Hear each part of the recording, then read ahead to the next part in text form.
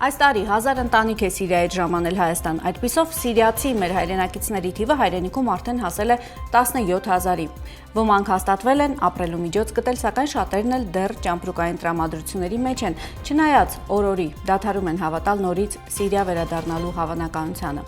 Արմենուհի Մինասյանը եղել է սիրիահայ ընտանիքներում, նրա տեսանյութը կուղորդի հատկապես նրանց, ովքեր ուզում են ինչ-որ տարբերակով օգտակար լինել մեր սիրիահայ հայրենակիցներին։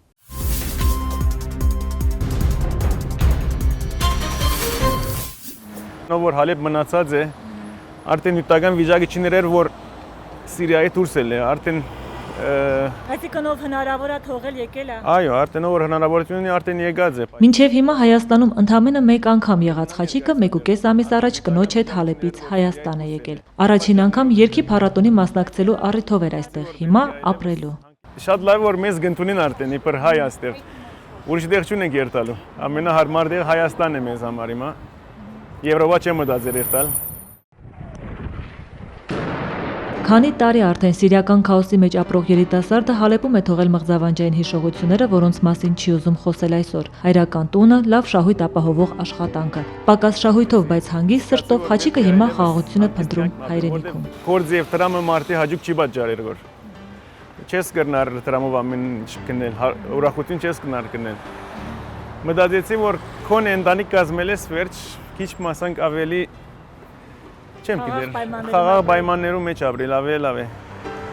Վարսավիրությունը Խաչիկինց ընտանիքում ժառանգաբար փոխանցվող արհեստ է։ Պապը Հալեբում հայտնի վարսավիր էր։ Միայն թե նա տղամարդկանց մազերն էր հարդարում, իսկ ես կանանց վարսերն եմ գեղեցկացնում, պատմում եւ գործով ցույց է տալիս կանանց այս կոլեկտիվ նոր տրամադրություն բերած հալեպահայ նորեկը։ Հայաստան կալես մեկ շաբաթ վերջ արդեն գործ կդա պախտի պերմամբ։ Ինգերոջս ամոն ինձ ասաց որ գործավոր կպնդրեն ասինչ տեղը։ Եկա եւ պախտավորվեցանք։ Նոր աշխատատեղից Խաչիկի վարձակալած բավական հեռու է, պատահում է ոտքով է գործի գալիս, մի 40 րոպեի ճանապարհ է։ Խաչիկը չի տրտնջում, սովոր է, Հալեբում առավոտյան 5-ից էր գործի անցնում։ Ժպտադեմ այս երիտասարդը շփումների մեջ թույլ չի տալիս դիմացինը հիշի, որ նա ընդամենը շաբաթեր առաջ է հեռացել կրակոցների պայթյունների մեջ ապրող ծննդավայր Հալեբից։ Փորձում է քողարկել անհանգստությունը այնտեղ մնացած հարազատների համար, որոնց մտադիր է առաջին իսկ հնարավորության դեպքում Հայաստան կանչել։ Ոսկեմազիկ այս փոքրիկը մեկ ամիս էլ չկա, որ ընտանիքի հետ Հալեբից Հայաստան է եկել, բայց թաղի տղաները հասցրել են յուրահատուկ արտաքինով եւ անունով այս տղային նոր անուն հորինել։ Քրիստին հիմա Մեսսի են ասում։ Ֆուտբոլը տղայի տարերքն է, որից երկար ամիսներ երեխային ծնողները հեռու էին պահում, բակիչներն ուղղակի վտանգավոր էր։ Կոզավելավ է on չես կնար ճուրում եմ, պոմ չես կնանել։ Մի անդում միտնաս։ Ես կոմպյուտեր գխայի, սարուղ կնարես, մեր մամայս կով գվազեի։ Իր մեծ մամի գրկում հարմարավետ տեղավորված փոքրիկը հարազատներին հանդիպեց արդեն Հայաստանում։ Նրանց ընտանիքը Հալեբում էր ապրում, ազգականները Քոբանիում։ Այսօր 4 ընտանիքով 17 հոգի փախստական են դարձել, կորցրել տուն, ապրուստ, աշխատանք։ Գրիվս 20 կիլոմետրից ալա քաղաքը չմեդե, գրիվս 20 մենք քաղաքից դուրս եկանք 400,000 հոգի մի անգամից Թուրքիայի սահմանի դեմը գայնեցան, միջև հրամանը եկավ, ամենը մեկ անգամից Թուրքիա մտան։ Թուրքիայի սահման անցած Քոբանաբնակ Թովմասյանները Աբաստանից հետևում էին, թե ինչպես է իրենց բնակավայրը կուլ գնում կրակին։ Թովմասյան 3 եղբայրներից մեկն էլ, ով մի օր որոշեց հետախուզության գնալ ստուգելու ինչ վիճակում է իրենց տուն տեղը, այլևս չեկավ։ Իլան այսօր իր երկու զավակների համար եւ հայր է եւ մայր։ Ես շատ հանգիստ չեմ, ճիշտ խոսեմ, ու շատ կմտածեմ ինչպես այս պստիկներում պետք է վերցնեմ ոտքի վրա, մինակ, ու այստեղ ամեն դժվարությունը ինձ Ես գերևի ինձի դժվարությունը շատ գերևի, չգիտեմ։ Մինչև Հայաստան գալն այս մարդիկ երկար ամիսներ ապրել են Թուրքիայում փախստականների համար նախատեսված վրանային ավանում։ Փաստաթղթեր չունեին Հայաստան գալու համար, հայրենիք գալու հարցը լուծվեց Որսո հայոց պատրիարքարանի միջնորդությամբ։ Ուրախ ենք, որ եկել եք մեր հայրենիքը, մեր հողն է։ Մենք ուրախացանք, որովհետեւ մենք հայք, մենք հայրենի մեջ ենք ապրում, դա մեր ուրախությունը։ Որ հայ մեջ ենք մտել, դա։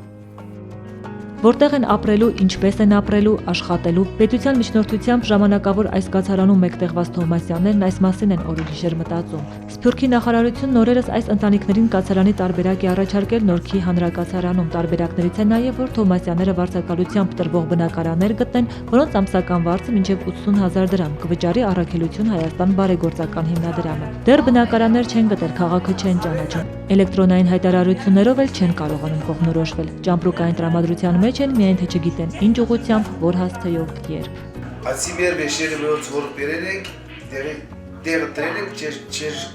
չեն տեղափոխվել, ինչի որ տեղափոխվել։ Իսկ երբ են ասել, որ կտեղափոխվեք։ Մենք չգիտենք արդեն, որ դու ջարենն է, հիմա որ բավը տեղափոխվել։ Նոր ուսումնական տարվա սկզբին երեխաների համար ձեռք բերված գրենական պարագաներն էլ դեռ մնում են արգղերում, քանի դեռ չգիտեն, թե Երևանի կոնկրետ որ թաղամասում են հաստատվելու, դպրոց մանկապարտեզ էլ դեռ չեն ընտրել։ Արաբա-թուրքական կրթություն ունեցող փոքրիկներն անհամբեր սպասում են օրվան, երբ կմտնեն հայկական դպրոց։